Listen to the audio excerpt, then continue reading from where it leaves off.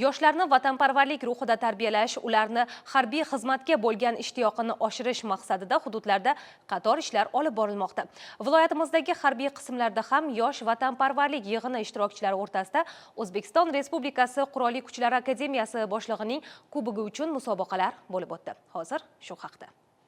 Yosh vatanparvarlik yig'ini doirasida butun mamlakatimizdagi uyushmagan yoshlar, harbiy bo'lishga qiziqqan kelajagimiz egalari 10 kun davomida harbiy qismlarda xizmat qilishmoqda. O'zbekiston Qurolli Kuchlar Akademiyasi boshlig'ining kubogi uchun o'tayotgan musobaqalar esa aynan ular o'rtasida tashkil etilmoqda. Andijon shahridagi harbiy qismda ham bellashuvlar uyushqoqlik, raqobat va o'zaro hurmat ruhida o'tdi. Mo'ljalni aniq olib, yuqori ball to'plagan jamoa a'zolari yakunda yutuqni qo'lga kiritishdi. Askarlar uchun eng hayajonli va muhim musobaqa esa miltiqni qismlarga ajratish va yig'ish bahslari bo'ldi.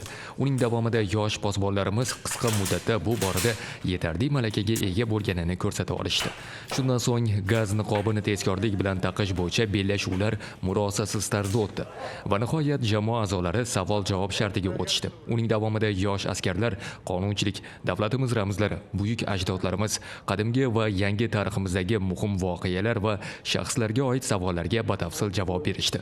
Murosasiz bellashuvni hakamlar hay'ati sinchkovlik bilan baholab bordi. Tadbirning badiiy qismida yosh harbiylar o'z iste'dodlarini ham namoyish etishdi.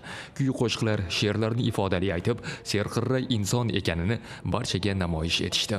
Biz mana 10 kunlik vatanparvarlik yig'iniga tashrif buyurdik. Bu yerda o'zimizga kerakli bo'lgan ta'limlarni, bilimlarni, ko'nikmalarni oldik. Kelajakda Qurolli Kuchlar Akademiyasiga o'qishga kirib, ofitser bo'lish niyatim bor. Musobaqa yakunida hakamlar hay'ati ballarni umumlashtirib, g'olib jamoa nomini e'lon qildi.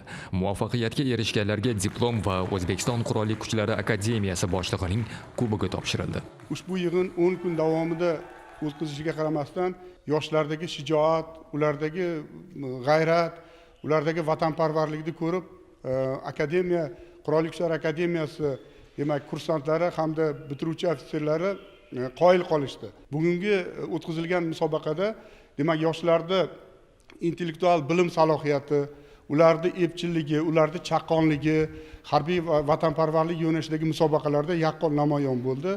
Yoshlarimiz bu o'tkazilgan tadbirdan juda mamnun.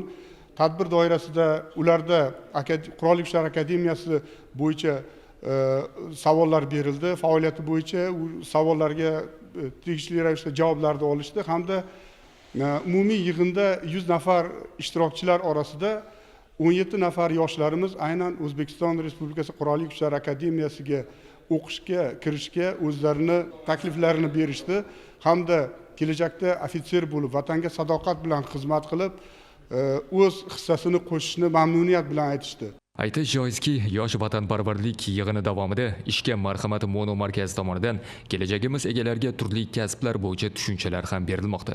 Shu tariqa ularni hunarlarga qiziqtirib, jamiyatda o'z o'rnini topib ketishga munosib hissa qo'shilmoqda. Musobaqa yakunida esa yoshlarimiz yana bir bor harbiy vatanparvarlik ruhi mustahkamlanganini va xalqiga munosib, yurtiga esa sodiq farzand bo'lishini barchaga namoyish etdilar. O'zbekiston Respublikasiga sadoqat bilan xizmat